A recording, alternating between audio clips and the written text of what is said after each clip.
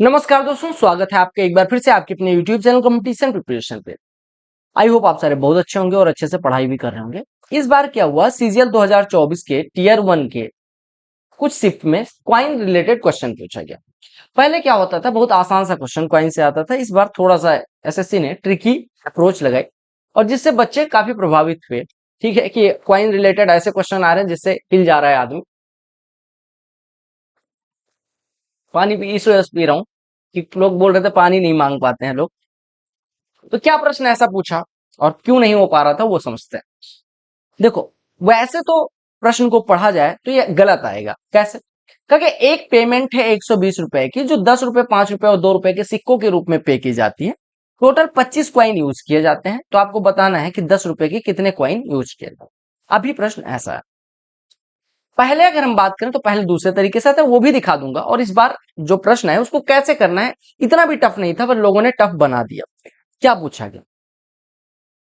कहा गया 10 रुपए के सिक्के हैं, कुछ कुछ 5 रुपए के सिक्के हैं और कुछ 2 रुपए के सिक्के। सिंपल सी बात। इनका अनुपात जो दिया गया वो नहीं दिया गया। ठीक है, हमसे कहा गया कि अगर 10 रुपए का ए सिक्का, हमें नहीं पता कितना सिक्का है, 5 रुपए का बी सिक्का है और टोटल सिक्कों की संख्या अगर 25 है तो ए सिक्का इसका ले ले। मान लो 2 सिक्का इसका लेते, 5 सिक्का इसका लेते, तो दोनों मिलकर 7, 25 में से 7 घटा देते तो तीसरे यानी 2 रुपए का सिक्का आ जाए। यहाँ पे क्या हुआ, 10 रुपए का ए सिक्का लिया, 5 रुपए का बी सिक्का लिया, तो 2 रुपए का सिक्का निकालने के लिए 25 में से बाकी दोनों सिक्कों की संख्या का योग घटा देंगे, यानी इतने। ये हमारा है वैल्यू, यानी कि क्वाइन की वैल्यू कितनी है और ये नंबर ऑफ क्वाइंस कितने हैं। ठीक है, अगर मैं बात करूं टोटल वैल्यू की, यानी कि 10 रुपए वाले ए सिक्के होते तो 10 ए टोटल मूल्य 10 रुपए से बन जाता। 5 रुपए के बी सिक्के होते तो 5 बी मूल्य इससे बन जाता। और 2 रुपए वाले 25 माइनस ए प्लस बी सिक्के होते तो 50 माइनस 2 टाइम्स ऑफ इतना, यानी कि -2 ए माइनस 2 बी रुपए इससे बन जाता। ये टोटल मूल्य हमारा कितना बन के आता? आपने कहा 10 ए 10 रुपए से, 5 रुपए 5 बी और 2 रुपए से 50 -2 ए -2 बी बनता। यानी टोटल अगर 10 ए -2 ए 8 ए बनता, 5 भी -2 भी +3 भी बनता और +50 बनता। लेकिन हमें टोटल मूल्य कितना दिया गया कि कुल मिला के 120 रुपए बन रहे हैं, यानी ये बराबर 120 रुपए है। यानी हम यहां से कह सकते हैं 8a + 3b = 70। अब वैसे जनरली देखा जाए मैथमेटिकल लैंग्वेज में कि जब number of equations less than number of variable होता है तो उसका कोई सोल्यूशन यानी असंख्य सोल्यूशन पॉसिबल होते हैं। ऐसे कोई यूनिक सोल्यूशन नहीं निकाल सकते, जबकि असंख्य सोल्यूशन पॉसिबल होते हैं। लेकिन हमें दो चीजों का ध्यान रखना है। यहाँ पे नंबर सिस्टम का एक कॉन्सेप्ट यूज हुआ कि ए और बी दोनों सिक्कों की संख्या है तो ये इंटीजर वैल्यू होल्ड करेगी। क्योंकि देखो ए हमने माना, ऐसा तो कह नहीं सकते 3.5 सिक्के उसके थे, 2.5 सिक्के उसके, क्योंकि यहाँ पे आरी लेके तो एग्जाम में मतलब बेसिक अप्रोच कुछ लोग कह सकते हैं भैया आरी लेके काट दिया हो, ऐसा यहाँ पे नहीं काटे। यहाँ पे तो बस ये मानना है कि ए और बी इंटीजर होंगे। पहला कॉन्सेप्ट, ए और बी जो है वो इंटीजर होंगे। दूसरी चीज, आपने कहा 8a + 3b = 70 है। हमें ऑप्शन के सहारा लिए बगैर अगर कोई कह दे कि मैं वैसे पुट करूंगा तो वैल्यू पुटिंग से हो सकता है, अदरवाइज ये पॉसिबल नहीं। ये ऑप्शन ना दिया जाए फिर क्वेश्चन बहुत टफ बन जाएगा, यानी आपको सोचना पड़ेगा। बट ऑप्शन दे दिया जाता है तो कितना आसान हो जाएगा वो समझते हैं।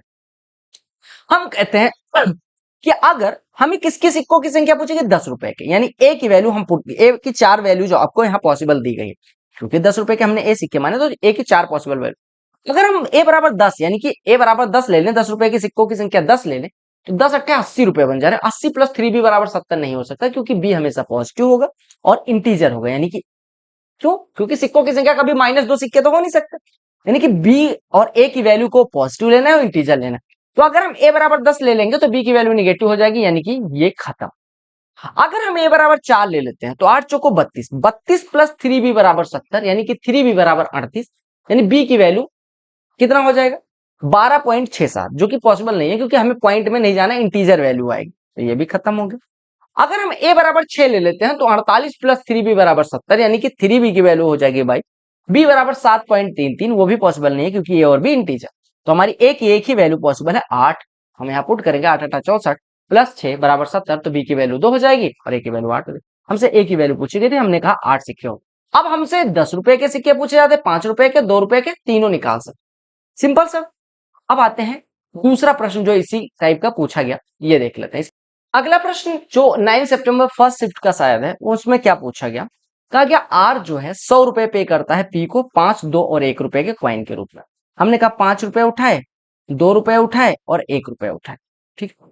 इसके सिक्के लिए हम मान लेते हैं ए सिक्का ये लिया, बी सिक्का ये लिया, और टोटल कितने सिक्के यूज करता है? 40 सिक्के यूज करता है, यानी कि 40 माइनस ए प्लस बी, सिक्के 1 रुपए के हो जाएंगे।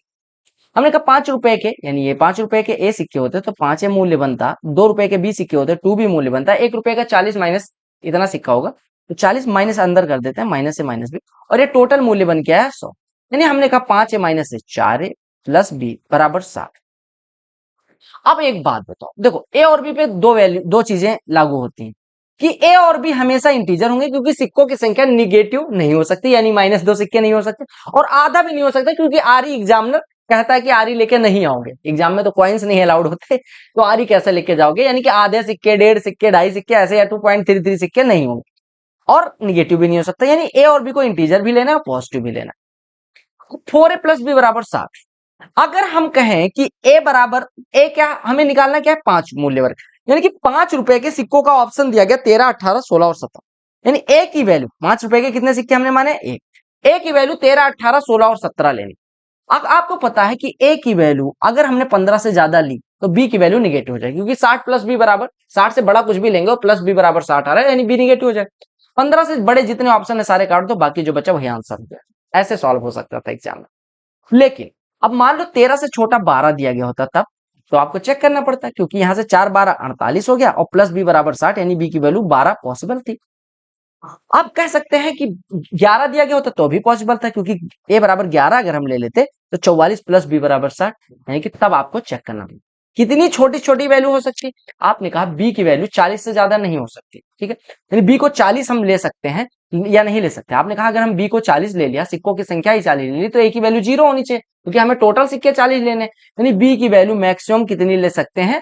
वो ए की वैल्यू मैक्सिमम कितनी ले सकते हैं? 15, उससे ज्यादा सिक्के नहीं ले सकते। बी बराबर ए बराबर अगर 15 ले लेंगे तो बी बराबर 0 हो जाएगा, बी बराबर भी 0 नहीं करना, यानी ए की वैल्यू 15 से कम लेनी। तो एग्जाम में आपको ऐसे करना था।